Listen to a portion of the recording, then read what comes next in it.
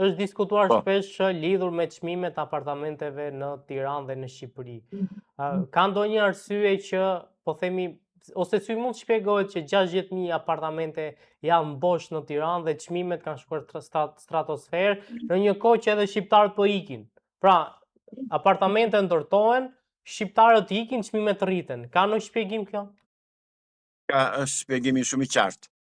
Dilni rreth rrotull Tiranës, në Fark, në Petrel, në rreth rrotull Tiranës, shikoni që janë bërë vila tipike si që ka ndërtuar Izraeli në tokat e pushtuara arabe, sidomos në Gazë dhe në Palestinë. Dilni shikojnë, janë bosh.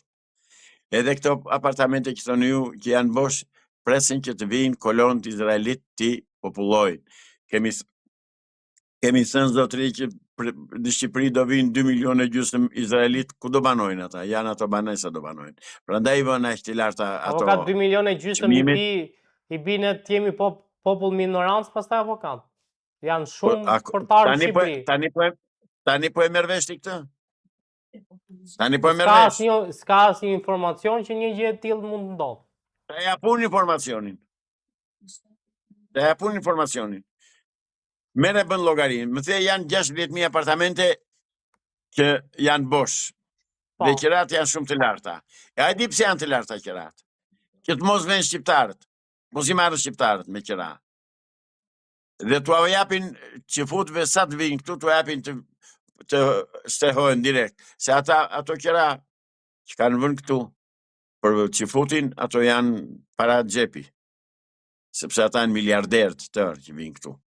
Kështu që objektivi është ky që mos i marrë shqiptarët ato apartamenti, po t'u japin qifutëve dhe të tuajve të tjerë nga do që vinë, nga djalli sëmës nga do që vinë. Ta din shqiptarët pse janë aq të larta qerat. Për këtë arsye, që të mos i marrë shqiptarët se s'kan mundësi t'i marrë me këtë nivel jetese që kanë dhe me këto pagesa që kanë, do vinë ata, do t'i marrë, do t'i gjënë gati. Edhe Ore, e kuptoni që duhet zhdukur kjo band hajdutës, band kriminelës, band gangsterës nga pushteti apo se kuptoni. Ore, është nevojë imediate u themo, duhet zhdukur një orën parë. Ngreuni mo shqiptar të i zhdukim një orën parë, ngreuni. Ndërkohë edhe në Kosovë duket se situata nuk është ajo që duhet të ishte, pasi ende nuk kemi një marrëveshje për të zgjedhur presidentin e Republikës e më pas krijimin e qeverisë. Pra, apo shkohet përsëri drejt zgjedhjeve Kosova dhe pse Albin Kurti nuk po lëshope? Dëgjoj zotëri, Albin Kurti ka shumicën në parlament. Nuk ka shumicën për të zgjedhur presidentin, por shumicën e ka. Dhe s'është Albin Kurti ai që duhet të lëshoj pe. Pe duhet të lëshojnë agentët e Serbisë, që i kanë në opozitë. Se ata e krijojnë këtë situatë, ata e mbajnë kështu. Përfitojnë nga ligji, nga kushtetuta dhe mbajnë këtë situatë të papranueshme në Kosovë, një situatë antikombëtare, një situatë antishqiptare, një situatë që e dobëson vazhdimisht dhe në mënyrë permanente ekonominë e Kosovës. Janë ata që e kundërshtojnë opozita e Albin Kurtit, është opozitë sërbe, pik, e komanduar nga sërbi. Bëre mirë që më njoftove për këtë të ashtu quajtur, për këtë darkë që pas kanë bërë bashkat atë dy. Ajo është një darkë që e bën Edi Rama me urdhër, jo, nga Illuminati, nga masonët dhe nga gjithë armiqtë e betuar të kombit shqiptar. Çfarë përfaqëson George Sorosi që vjen këtu i bi, Alex Sorosi që vjen këtu? Nuk mund të na thotë ky që po merr në qaf një popull të tërë dhe do që ta fusi se s'bën luftë civile? Askënd. Ai është një hiç, një askush, një njeri pas një lloj personaliteti që ta njofi bota, ta vlerësojnë qoftë diplomatët, qoftë politikanët, qoftë kushdo që tjetë. Pra, Edi Rama na thot neve me atë që bën, që shikoni se mos keni që më bëni se unë kam mik këtë dhe ky është miku im dhe do bëjmë ato që duam neve. Praktikisht, zotëri, situata ka arritur në një nivel të tillë që ne duhet me çdo kusht i dalëm zot vendit me të gjitha mjetet. Po e theksoj. Avokat, po çfarë mund ta ketë shtyrë zotin Rama të ketë takuar Alex Sorosin dhe pse vjen ky takim në një kohë kur dihet që le të themi Soros është në kundërshti shumë të madhe me Donald Trumpin, e ndërkohë që Rama duket se ka filluar një lloj miqësie me Donald Trumpin. Sikur nuk më duket në kundërshti ai të madhe Trumpi me Sorosin, jo. Nuk më duket aq, nuk më duken aq në kundër. Se të dini një gjë, në diplomacinë botërore dhe në politikën botërore, kur mos beso atë që shikon dhe dëgjon. Beso ato që mendon ti se që ndodhin pas tyre, pas kuintave. Pra, të tjera gjëra thonë në për deklarime, në për fjalime, në për intervista, dhe të tjera gjëra bëjnë në fakt, në realitet. Kështu që nuk e shoh unë Trumpit tjetë kundër Sorosit, nuk e shoh. Po të ishte ashtu, nuk do kishte guxim as tash të kthente syt Alex Sorosi nga Shqipëria, jo më të vinte këtu dhe të bënte ligjin në Shqipëri, por nuk është vetëm ai. Ajo është marioneta e hebrejve e Çefutistanit. Avokat, po ato takimin ose mbledhjen të disa ambasadorëve të po themi Shtetet Bashkuara të Amerikës në Ballkan, përfshirë ato të Greqisë, të Italisë, në një jat ku ishte dhe vëllai i kryeministrit zoti Olsi Rama. E pat si video? Jo, nuk e kam parë, se s'kam ku ta shoh, po se nuk më kanë postuar ju, do t'ju lutem në parantezë kjo, në të ardhmen, të më dërgoni materiale video dhe më thash çfarë ju bjen ju në dorë, që unë t'i shikoj dhe pastaj të komentoj për to. Tani unë flas si thua teorikisht se çfarë po bëhet. Ajo mbledhje e këtyre ambasadorëve që po habiten pse nuk vjen generali që është emëruar ambasador në Shqipëri, pse nuk po vjen, që pengon, sepse ai edhe firmën e presidentit e ka marrë, sepse kemi një shpresë që Amerika t'i bërë gjëra në përvënde dhe t'u tregoj vendin të gjithë këtyre antishqiptarëve, serb, grek, çifut dhe kushdo që janë. Megjithatë, nuk e dim çfarë është biseduar atje, nuk e dim se ata nuk i thon kurrë këto, ashtu sikurse nuk thonë kurrë mbledhjet e klubit të Bilderbergut, se çfarë bëjnë e çfarë nuk bëjnë. Ata mbledhen një herë në vit, marrin vendime dhe vendimet e tyre që marrin atë ditë që mbledhen i shikojmë të realizuara mbas disa vjetësh. Kështu që nuk di, nuk kam mendim se çfarë mund të kenë biseduar. Sigurisht antishqiptar, sigurisht. Avokat, ditën e sotme ka pasur një mbledhje të kryetarëve të bashkisë nga kryeministri Edi Rama në Kuç të Vlorës. Si e shikoni këtë mbledhje dhe sidomos kjo mbledhje pas disa protestave që kanë ndodhur në disa bashki lidhur me... Në Kuç të Vlorës ka ardhur kryeministri dhe se dia unë, po ç'm ke bërë më burrë unë. Po ja ku e kisha 10 minuta me makinë. Asa mirë do ishte të isha ndodhur atje. Çfarë mendoni për këtë lloj takimi dhe besoni që po i del situata nga duart zotit Rama me disa bashki të cilët e kanë kundërshtuar reformën territoriale? Shiko, kundërshtimi i bashkive ose i nëpunësve të bashkive me të qeverisura ose të emëruara nga partia e Edi Ramës është një augur i mirë që shqiptarët, edhe pse janë socialist, edhe pse janë të emëruar nga ky pushtet, i thanë stop deri këtu, më tutje nuk të lëm të shkosh. Shpresoj që këtë shembull ta ndjekin të tëra bashkitë, 16 sa janë, sepse ajo është një dënim me vdekje i popullit shqiptar, një dënim me vdekje i popullsive të këtyre popullsisë së këtyre bashkive, se ka arritur deri atje sa të kërkojë të eliminojë bashkinë e Konispolit, duke i lënë dorë të lirë komplet 100% grekëve.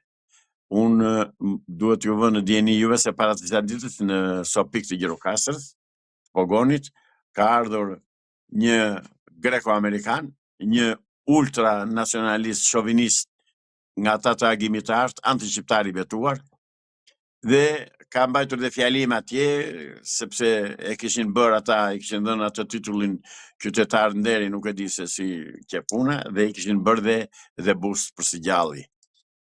Dhe ai deklaroi as më shumë as më pak, ne këtu tha jemi në tokë greke. Qartësisht, saktësisht, dhe nga Bashkia e Gjirokastrës askush nuk u ndje. Nga Partia Socialiste e Gjirokastrës askush nuk u ndje. Nga policia jo, nga policia kufitare jo, nga prokuroria jo, askush nuk u ndje. Pra, praktikisht i kanë lënë dorë të lirë grekut në jug. Ndaj situata është bërë është situatë emergjente që duhet të qërohet e Dinama nga pushteti një orën parë, dhe duke u qëruar ai edhe falangat e tij që ka futur në parlament, Shqipëria do shpëtoj. Ndaj, unë prapi mbi thirrje protestuesve që dalën atje, mos dalën të këndojnë këngën e Dinamës, por të dalën dhe të rrëmbejnë çfarë kanë në dorë, çfarë munden, dhe ta nxjerrin nga zyrat qoftë e Dinamën, qoftë ata bastard që quhen deputet në parlamentin shqiptar. Ku është presidenti? Presidenti ku është? Është i gjallë? O, zoti president, a je për mbrojtjen e tërësisë toksore shqiptare? Përse më vjen një shovinist i grek, një këngëtar që pseudo këngëtar, në fakt, një Savas Jatras, dhe del atje dhe këndon këngën e Delvinës që do t'i marrim edhe Sarandën, edhe Tepelenën, edhe Vlorën. Dhe ai ka të drejtë, në vend që të shpallet non grata aty në Shqipëri, ai të mos në Shqipëri, dhe më thënë, a i vjen edhe bën dhe fjalime këtu. Pra, dil, zoti president, dil. Dil o burre dhe ose nuk të bën gjë e Dinama, nuk të vret. Dil, se po të dalës do kesh mbështetjen e gjithë popullit, dhe do bësh histori, ndryshe kështu do betesh i turpuruar në histori, ta thonë Zaçi Islami, mbaj mend këtë. Avokat, keni shpresa se me ardhin e ambasadorit të ri amerikan diçka mund të ndryshohet? E kam një shpresë të vakët, mos them nuk kam shpresë fare, e kam një shpresë të vakët. Megjithatë, nga që jemi zhgënjur me 10 herë, nga që ambasadorët amerikanë të këtyre 30 viteve na kanë shkelur, na kanë tallur, na kanë tradhtuar, nuk kanë zbatuar ose nuk kanë ndjekur një politik në interes të popullit dhe të kombit shqiptar, kam pretendimet e mia, kam dyshimet e mia. Avokat, duhet pyes lidhur me një vendim të AKU-s që ka ndaluar mishin e Brazilit që të futet në Shqipëri. A është ky një vendim i vonuar? Ai një vendim që mbasi janë smurur gjysmë e popullsisë së Shqipërisë, për të mos thënë me shumëta 3/4, u kujtuan ta bllokojnë. Në fakt, ne shqiptarët, sidomos sallamet njerë, janë prodhuar me ushqim me mish brazilian të kalbur, jashtë standardit që i ka sëmurur shqiptarët dhe po vazhdon t'i sëmurë, plus kimikateve të tjera që fusin nëpër sallamerit. Pra, Sa avokat, po dalloj me që sallamet janë prodhuar me këtë mish, pra, si ta dalloj? E thjesht fare. Një pyetje, sa lek bën 1 kile mish në pazar, në treg, të lutem? Bën, mund ma thuash, ose mund mos ma thuash, po ta them unë me që të thua ti. 12.000 lek, 13.000 lek. Po 1 kile sallam më i miri, sa lek kushton? Pse di 5-6.000 lek, 7.000 lek. 6.000 lek. Atëherë, si shpjegoj që 6.000 lek neto tull salam me tull neto bën 1 kile bën 6.000 lek, ndërsa 1 kile mish, që është me gjithë kocka bën 13.000 lek, 14.000 lek. Ku e gjetën mishin që e bën, që u del me këtë kosto ka i të lirë? Se bën llogaritjen, unë aritmetikën e dim të tërë. Mishi 13-14.000 lek është me 14 në fakt saktësisht. Mishi vicit është me 14.000, salami është me 6.000, maksimumi 7.000 lek. Atëre, ky salam me çfarë bëhet, zotëri? Bëhet me mish apo me çfarë bëhet? Ka që thjesht është. Akuja shqyr që u kujtua, po e ka flak kashte, po ta themun, mashtrojnë dhe gënjejnë, mish nga Brazili do vi sa të duash sa kohë që është e dirama në fuqi. Është mashtrim. Avokat, sa të sigurt janë shqiptarët me ushqime që hanë? 0.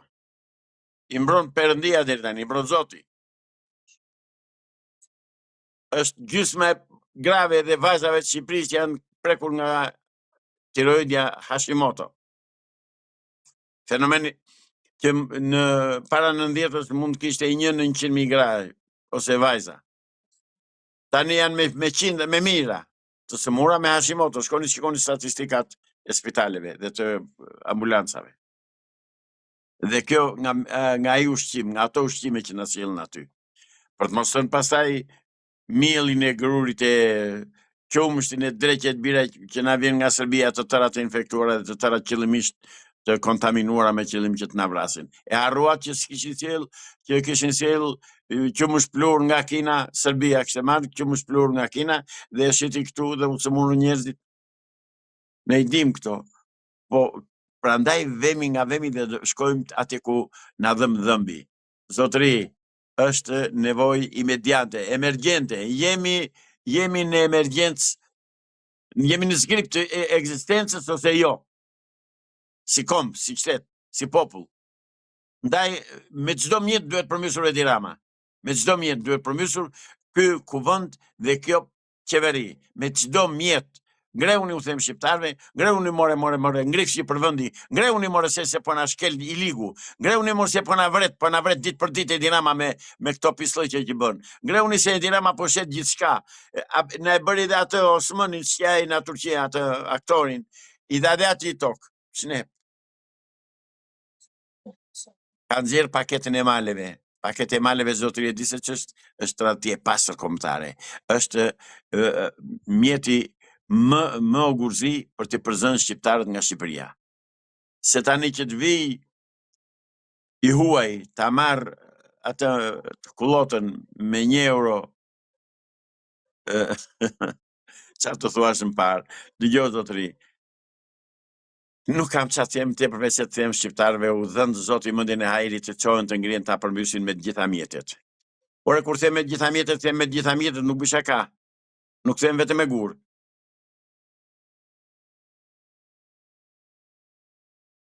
Avokat, do t'ju pyes edhe lidhur me një lajm që u publikua pak ditë më parë, ku ose 2 të rinj kishin mundur që të futeshin në bankën Raiffeisen Bank duke grabitur 200.000 euro nga lekët e shqiptarëve.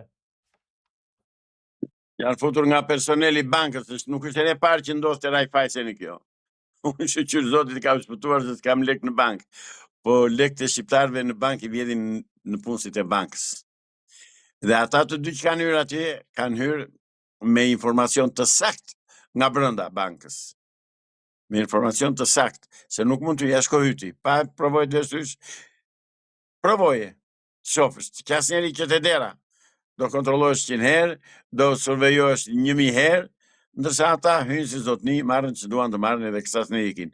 Pra janë nga brenda, është personeli bankës që i vjetë shqiptarët. Dhe kjo është një fenomen që do ndodhë vazhdimisht në Shqipëri, sepse kanë marrë atë viston nga kryeministri shqiptar që të varfërojnë shqiptarët, të vidhen, të grabiten, si që po na grabit ditë për ditë. Avokat, sa sigurta janë parat e shqiptarëve në përbanka? Dhe mbi të gjitha, le themi në bankat shqiptare.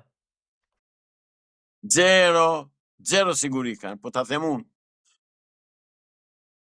0.